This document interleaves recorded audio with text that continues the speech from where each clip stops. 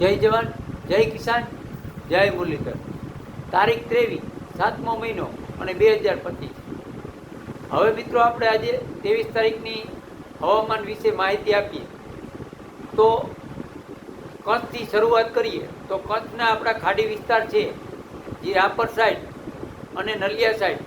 તેમાં રાપર સાઈડ અમુક વિસ્તારોમાં, સીમિત વિસ્તારોમાં મીડિયમ એવો વરસાદ જોવા મળે અને બીજા દરિયાકાંઠાના વિસ્તારોમાં સામાન્ય રેડા ઝાપટા અને ક્યાંક મીડિયમ વરસાદ જોવા મળે. અને એમ 30-40% કચ્છના વિસ્તારોમાં મીડિયમથી નોર્મલ વરસાદ જોવા મળે. પછી આપણે સૌરાષ્ટ્રની વાત કરીએ તો સૌરાષ્ટ્રના, પશ્ચિમ સૌરાષ્ટ્રના દરિયાકાંઠાના વિસ્તારોમાં અમુક વિસ્તારોમાં મીડિયમ વરસાદ જોવા મળે અને અમુક વિસ્તારોમાં રેડા ઝાપટા જોવા મળે અને અમુક વિસ્તારોમાં ખુલ્લું વાતાવરણ પણ જોવા મળે.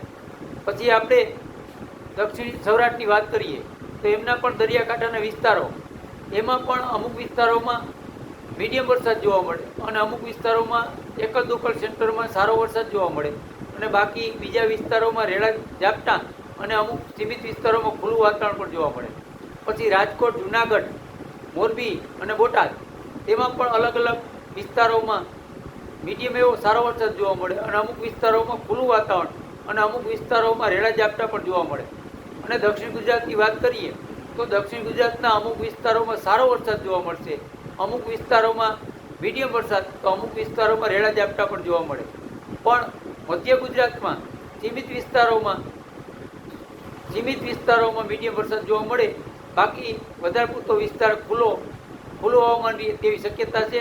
ઉત્તર ગુજરાતમાં અમુક વિસ્તારોમાં મીડિયમ વરસાદ જોવા મળે, બાકી અમુક વિસ્તારોમાં રેડા ઝાપટા અને ખુલ્લું વાતાવરણ રહે તેવી શક્યતા છે. આજે આ 23 તારીખની હવામાન વિશે આપણે માહિતી આપી. પણ મિત્રો, ખાસ મારે તમને આપણો જે એક રાઉન્ડ આવે છે વરસાદનો, એમાં સોશિયલ મીડિયાની અંદર એવી પણ માહિતીઓ, અલગ અલગ માહિતીઓ આવે છે, જેથી કરી અને આપણા ખેડૂત ભાઈઓ છે એ ક્યાંક ને ક્યાંક એમના વિશે અસમજ ઊભી થાય છે. એટલે મને ઘણા પર્સનલી ફોન કરે છે અને મેસેજ પણ કરે છે કે કિશોરભાઈ, આવનાર રાઉન્ડમાં પણ સિસ્ટમ નજીકથી આવી અને દૂર વહી જાય છે અથવા નજીક આવી અને આગળ નીકળી જાય છે. તો મિત્રો, સિસ્ટમને આપણે મોડલનો કોઈ અનુભવ નથી કરતા અને આપણે મોડલની કોઈ તમને માહિતી નથી આપી શકતા. પણ હું જે કચ્છકાત્રા અને દનિયા આધારિત તમને આગાહી કરતો, એમાં જે આપણે આ પૈક નક્ષત્ર બેઠું છે અને જે આવનાર રાઉન્ડ છે એમાં પણ કચ્છ જોયેલા છે અને સારા કચ્છ થયેલા છે. પણ કહેવાનો મતલબ મારો એ મિત્રો છે કે સાવંત્રિક રાઉન્ડ જેવો રાઉન્ડ છે, નથી એલી, પણ આદરીઓ અને મંડાણીઓ વરસાદ થશે અને ગાજવીજ સાથે વરસાદ થશે. પણ આપણે જે અગાઉથી કીધું એમ કે આપણે અતિવૃષ્ટિના સંકેત બતાવે, તો આ છેલ્લો રાઉન્ડ છે. અતિવૃષ્ટિના સંકેત બતાવતા હોય ત્યારે 20 દીની અંદર અતિવૃષ્ટિ થતી હોય, તો એના માટે આ છેલ્લો રાઉન્ડ છે. પછી તો ઓગસ્ટ મહિનાની શરૂઆતના ઓગસ્ટ મહિનામાં વરાપ થશે. એ મારા અંદાજ પ્રમાણે 12 દીની વરાપ તો શોક જ છે, પણ પછી છૂટો સોયો રાઉન્ડ આવે એમાં જેને આવી જાય એને 12 દીની વરાપ થશે અને છૂટા સોયો રાઉન્ડમાં ના વારો આવે એને 15 દી અને 20 દીની વરાપે થાય. પણ 22 તારીખ પછી અરબી સમુદ્ર સક્રિય થશે અને અરબી સમુદ્રમાં કોઈ સિસ્ટમ થશે. એના હિસાબે આપણે સૌરાષ્ટ્રની અંદર તોફાની વરસાદ થાય કે અથવા કોઈ મિની વાવાઝોડું થાય એવી શક્યતા છે. એ અગાઉથી આપણે માહિતી આપેલી છે. પણ આ રાઉન્ડની વાત કરીએ તો આ રાઉન્ડ સાવંત્રિક રાઉન્ડ જેવો રાઉન્ડ હશે અને કોઈ હેલી નહીં હોય, તો મંડાણીઓ અને આદરીઓ વરસાદ હશે અને ગાજવીજ સાથે વરસાદ રહીએ અને અમુક દિવસે કદાચ અમુક વિસ્તારોમાં તોફાની વરસાદ પણ થાય, જેની પવનની રફતાર 40થી 50ની સ્પીડ પણ અમુક વિસ્તારોમાં થઈ શકે. આવો પણ આપણે શિયાળામાં કચ્છ કાતરો થયો હોય ત્યારે અનુભવ કરેલો છે. અને મિત્રો, ખાસ તમને સમજાવવાનો પ્રયત્ન એ કરું કે આ રાઉન્ડની અંદર સારામાં સારા વરસાદ જોવા મળશે. ખાસ મારો અનુભવ છે ત્યાં સુધી આ રાઉન્ડની અંદર કચ્છના વિસ્તારો અને પશ્ચિમ સૌરાષ્ટ્ર અને દક્ષિણ સૌરાષ્ટ્ર અને દક્ષિણ ગુજરાત, આ વિસ્તારોને સારામાં સારો લાભ મળે એવી પૂરેપૂરી શક્યતા છે. આ મેં અનુભવ કરેલો છે. અને મધ્ય ગુજરાત અને ઉત્તર ગુજરાતમાં પણ વરસાદનો લાભ મળશે. પણ મારો અંદાજ છે ત્યાં સુધી સારો લાભ સૌરાષ્ટ્રને અને કચ્છને અને દક્ષિણ ગુજરાતને વધારે મળશે. મધ્ય ગુજરાત અને ઉત્તર ગુજરાતને લાભ મળશે.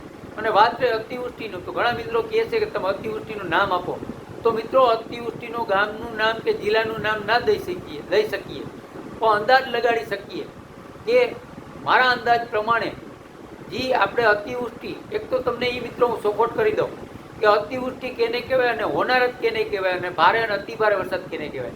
અતિવૃષ્ટિ એટલે અમુક કલાકની અંદર 12 થી 15 ઇંચ વરસાદ પડી જાય એમને અતિવૃષ્ટિ કહેવામાં આવતી હોય.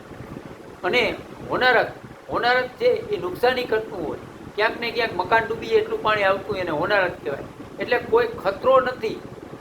કોઈ મિત્રો એવી અફવામાં ના રહીએ કે અતિવૃષ્ટિમાં આમ થશે આમ થશે. અતિવૃષ્ટિ એટલે સામાન્ય કહેવાય, પણ કલાકોની અંદર 12 થી 15 ઇંચ વરસાદ પડી જતો હોય એને અતિવૃષ્ટિ કહેવામાં આવે.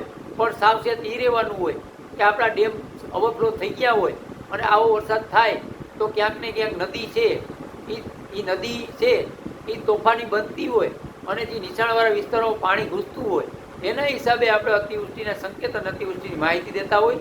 તો અતિવૃષ્ટિથી કોઈ ગભરાવાનું ના હોય. અતિવૃષ્ટિ 4-5 કલાક પૂરતો વરસાદ અતિ તીવ્રતા સાથે પડી જતો હોય એમને અતિવૃષ્ટિ કહેવામાં આવતી હોય. એટલે મિત્રો આવી નવી માહિતીઓ. અને એક મિત્રો ખાસ તમને છેલ્લે એ પણ એક કહી દઉં છું કે આ રાઉન્ડની અંદર સોશિયલ મીડિયાની અંદર ગમે એવી વાતો આવતી હોય અને ક્યાંક ને ક્યાંક તમને એવો ડર લાગતો હોય કે પહેલેથી વિસ્તારો રહી ગયા એમને ઓછો વરસાદ મળશે. તો મિત્રો ઓછો વરસાદ મળશે એટલે હાવ ઓછો નહીં મળે. ભલે આપણે ધારતા હોય એથી ઓછો રહીએ. માની લ્યો કે આજે 25થી આપણે 1 ઓગસ્ટ કહીએ એની જગ્યાએ 26 થી 2 ઓગસ્ટ સુધીનો રાઉન્ડ રહીએ તો 6 દિનનો રાઉન્ડ છે. એમાં તમારે છેલ્લે 12 કલાકે વધી પડે. વરસાદ તો ખાલી 2 કલાકમાં ધરવી દે ભાઈ. 2 કલાકની અંદર વરસાદ પડે ને તો ધરવી દઈએ. તો આપણે 6 કલાકની 6 દિવસની આગાહી કરેલી છે. એમાં 25થી ચાલુ થશે તો 1 ઓગસ્ટ સુધી રહેશે અને 26થી ચાલુ થશે તો 2 ઓગસ્ટ સુધી રહેશે. એમાં તીવ્રતા વધી જશે 28 તારીખથી અથવા 29 તારીખે. તો મિત્રો કોઈ ટેન્શન લેવાની વાત નથી. અને 27 રાઉન્ડની અંદર અમુક વિસ્તારોને અસંતોષ વરસાદ થાય તો મારા નંબર યુટ્યુબની ચેનલની અંદર આપણે આપેલા છે. મારી સાથે વાત કરી લેજો તો તમામ માહિતી હું તમને ફોન દ્વારા પ્રયત્ન કરી મિત્રો કે આવનારા સમયની અંદર જે વરસાદ થશે એ બધાએ આપણા ઉપર સૌરાષ્ટ્ર ઉપર ભારેથી અતિભારે વરસાદ થવાના છે એ પણ તમને માહિતી દઈ. એટલે કોઈ ટેન્શન ના લેતા. સામાન્ય નોર્મલ વરાપ છે, કોઈ મહિનાની વરાપ નથી. અને વરસાદે ઓગસ્ટના એન્ડમાં બધી ભરપાઈ કરી દેશે અને સારા વરસાદ થવાના છે, પિત્તના પાણી થઈ જવાના છે. અને ટેન્શન લેતા નહીં. છતાંય કંઈ પણ મનમાં શંકાઓ હોય તો આપણા નંબર આપેલા છે. ગમે ત્યારે મને ફોન કરજો.